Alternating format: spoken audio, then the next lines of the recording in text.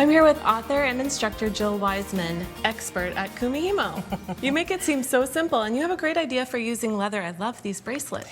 Leather gives it a slightly different look. A lot of times you're seeing Kumihimo done with various fibers like yarns and fuzzy things and braiding threads.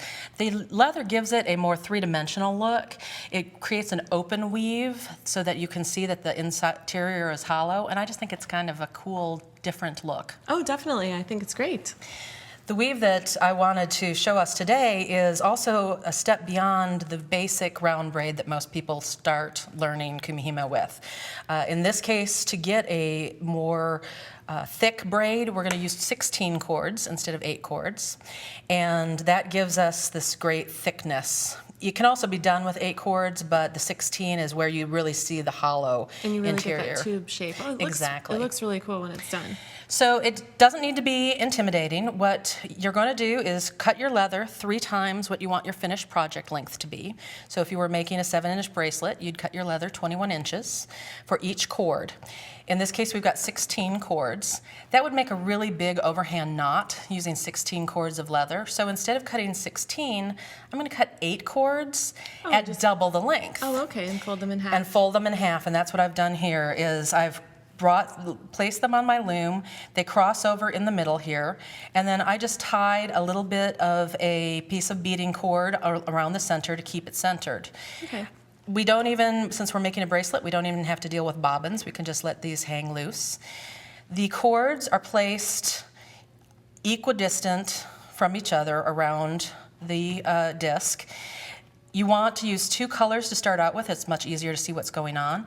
I lead with 1 color going into a dot, and then I follow with the second color. You're going to have to kind of create a dot halfway between the 4 that are already on your loom. In this particular case, it is important to know where your top is. And so what I like to do, this is a cheap little foam loom, take a pen, draw an arrow, now you know where your top is. Great. When we get working on this, it's a very simple set of moves that we'll be doing. You're going to start working with all 1 color. So in this case, we'll be working with the white color. You'll take the left cord on the top and move it to the first open position next to the next white cord.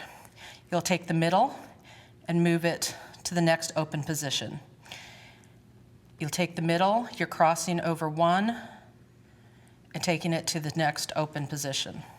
Middle, cross over 1, take the middle, cross over 1, take the middle, cross over 1. And you just keep going around until you get back to the top. Your very last middle will come right back next to the arrow where the top was. Okay, so that's why it's important to have your marking there, so you know where to Exactly, start. so you know where to stop.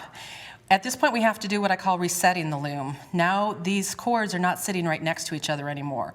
So we're going to make them sit next to each other, which means we can keep going in the same clockwise direction around the loom, and we're going to move those white cords so that they're sitting right next to the black cords. And that gets us right back to where we were when we started. Okay. The last half of this is now we have to reverse and go counterclockwise and do the same thing with the black cord. So we're crossing over, first open position, take the middle, cross over, take the middle, cross over. And you'll work your way all the way around to the top. Okay. This is, and you just keep doing the same thing over and over again. You can actually add beads to this. It makes it a little stiffer, so you might just want to do it as a center focal piece when you're adding the beads. Like you did on this bracelet here? Exactly. And the way you would do that is you're going to pick one of your colors. I would take, in this case, the white cord, and pick up 1 seed bead. This has a size 3 seed bead. It has a nice big hole, and it'll fit over the leather. And then you're still going to create your same set of moves that you would normally. And you would just pick up a bead every time on that round. Okay, on the white cords only. On white cords only, yeah. Okay. And when you reverse and do the black cords, you don't worry about beads at all. All right, so you could use that as an accent. How do you measure when you're getting close to the middle? Is that when you would start adding your beads? Exactly. You have to kind of know where you're going for your measurement, and then you can work off that of how much you want your center focal to be, and then To the end of the braid. To the end of the braid, right. Okay. So when you're done, you're gonna end up with something that looks like this. And by not using that big overhand knot, we have this nice, what I call a clean end start. I've already finished off one end of this, but we'll finish this off together. This, I've already taken the liberty of taking a beading thread and binding the end. It's just gonna be a temporary measure to hold it until the glue takes care of everything else.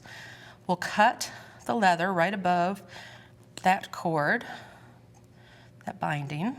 Oh, okay. So you want to make sure that you tie it fairly tight, Fairly so that tight. It doesn't completely unravel. as you're Exactly. cutting. It's a sad moment when that happens. Not that bet. it's ever happened to me. Right. Hey, I've learned some of the best tips from making those kinds of mistakes. Exactly. You know? It's so true. So I like to use an industrial strength glue here. And this can be a little toxic, so you might want to use gloves if you're chemically sensitive. I prefer the toddler method. Okay. And then I'm just going to get glue around the cord, around the binding here. I take a little piece of beading wire and I poke it right through the center of the braid. Pull those ends up. Then you'll take the end cap and string that over the two beading wires here. Now this is the one little tricky part. You have to work this end cap over all of these cords of leather.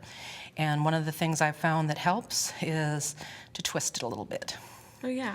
And get it on down in there. After you've done that, you're going to take a bead to kind of stopper the end of the end cap. Then you'll string a crimp on after the bead. And then you would string your clasp on and finish it like normal. Clasp end, back through the crimp and the seed bead. Great. And then just crimp it down. Okay. And then you do want to wait about 24 hours for the glue to dry completely before you start wearing it out dancing. Yeah, you don't want to lose your necklace on the It would be dance floor, sad. It or your really bracelet. would. It really would. Well, let's take another look at these finished pieces because these are just so beautiful.